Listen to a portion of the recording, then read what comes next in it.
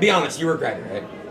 Absolutely not, because it's an experience. Not a lot of people know what I did in Philippines before. Have you seen what I did? The Philippines showed mercy to Vitaly, and after months in immigration detention, they chose to release him, believing he was sincere, that he had learned this lesson, that he had changed. And let's be honest, guys, they didn't have to do that. They didn't have to go the easy route. They could have kept him for way longer. They could have made an example out of him even harder to send a message to these kind of guys that come here.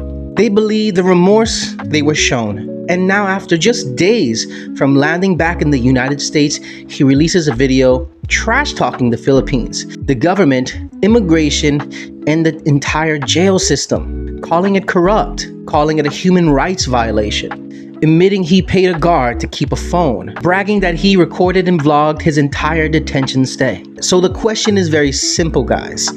Was the Philippines too kind to Vitaly? So a lot of people around the world are asking, was he let off the hook too easy, or was the remorse just an act? Drop a comment, guys. Let me know what you think about this. But of course, if you haven't already, subscribe to the channel, like this content for more news about expats and living in the Philippines. So today I'm going to play the video in full without interruption, and then I'll give my honest reaction as a foreigner who's been living here for almost 10 years. And of course, that actually respects this country. What's up, guys? Welcome to my MTV crib. I know you've been wondering where I've been. As most of you guys know, I got arrested on April 2nd, 2025. I'm currently at Immigration Center or Warden Facility. I've been here for 69 days. I know it sounds funny, but today actually marks 69 days. Check this out. These are our conditions. This is an isolation. I can't speak out loud to grab the guard right there. These are my mates here, and I can't talk too long, but here you go. This is our breakfast. Yes. Why is it green? Don't ask me. One rice and one fish. I don't even want to know what that is. And our dinner. Wow. So much food.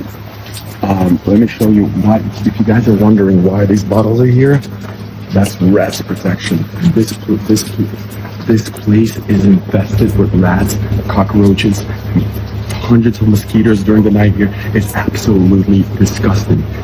We've been trying to reach out to human rights people. This is so inhumane, but no one's responding. But this message is not about me. This is a message about all the people that are suffering in here. And I will tell you in 1 second. Come check out the back.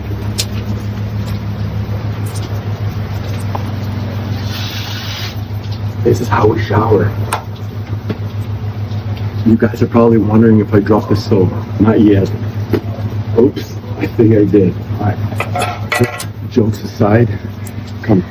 It's not to mention, it's 95 degrees Fahrenheit, or sometimes it's 100. It is boiling hot in here. So let's get to the serious part. Anyone's watching this video, there's people, civilians, and hundreds of people are suffering. Innocent people. If you overstay your visa, there's people here for 3 years, 5 years. Are they going to be here for life? Maybe not. Are they going to be here for years? Yes. Do you think my charge of disturbing the peace matches my consequences? I don't think so. But I've been getting a lot. Every negative situation, it has to be positive. There's books. Rack time. You guys are wondering if we get to go out of this cage? Maybe 15 minutes once a week. But yeah, we go outside next to that beautiful blue trash can that's filled with like a month, a year to 10 years in prison for overstaying a visa. Yeah. Make that make sense. The more I spent there, it was crazy. First 3 months, bro, I was in isolation. Solitary. A cage room, 35 degrees Celsius, no ventilation, rats, cockroaches, and just sweating tits all day. Just shower after shower, buckets. That's all, bro. Been wiping my shit with my hand, no toilet paper. Huh? It's a new thing, bro. I'm gonna save some money on toilet paper now. It's 95 degrees. Every single day. Dry season, baby. A hot Philippine, bro. I was screaming like this. Can I have some water? My arm out of the cage. Guards sometimes like, nah, you're good, like this. I had to faint, pretend I passed out to get some water. Be honest, you regret it, right? Absolutely not, because it's an experience. Not a lot of people know what I did in Philippines before. Have you seen what I did? I was on a world tour helping people. I was gambling, I was giving people money back, losing or winning. I was going through the hood, I was going through like Damn, I didn't see the that part. tribes. I was giving it, but of course, bad always overturns the... Whatever though, bro. Alright guys, if you had stuck around until the end of that video and didn't catch the problem, let me point it out for you. You can't claim corruption while openly admitting you participated in it. Saying that it was corruption, saying you paid a guard to keep a phone, doesn't expose a system. That just exposed you. You don't know that there are millions of Filipinos in the US that have watched the news about Vitaly. I don't understand how some of these guys think they can break the rules, benefit from it, document it, and then play victim once they're safely back in their countries. And for me, that's not something that a man would do, because a man would take accountability for his actions. That's opportunism. Now let's talk about this human rights violation claim. Philippines immigration detention is not luxury detention, let's just be honest. It's a jail. It's not Western style, and in the Western style, of course, it would have similar impacts on your life, on your mental stability. It's not peaches and cream. But here's what matters. He was detained because of his actions. He wasn't targeted for being foreign. And millions of Filipinos live under the same system without a camera or audience. Discomfort in something that isn't to your likings doesn't automatically equal abuse. And it definitely doesn't justify turning around and trashing an entire country that welcomed you, that gave you content, gave you opportunities, and ultimately gave you mercy and your freedom back. Now, what really stands out is this. While Philippine authorities believe he was remorseful, he was allegedly planning content, recording everything, and preparing a comeback narrative. That tells me this wasn't reflection. It was just a strategy.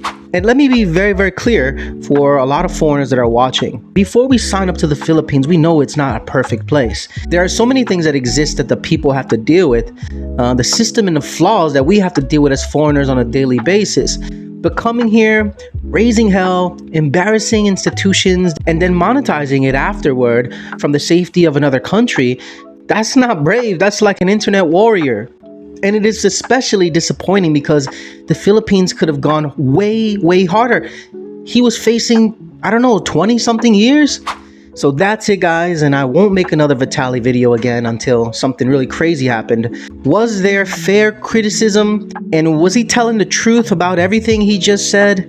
And what about that guard that he supposedly paid to have a phone? Let me know in the comment section down below, guys. I love to interact with my comments. I usually comment back to everybody that I possibly can. So thanks for the love and support for the last few weeks on the content, on the channel. You guys, part of the family. Thank you very much for the time. And I'll see you guys on the next one. Stay safe. Peace. Know you used to love me. I know you got some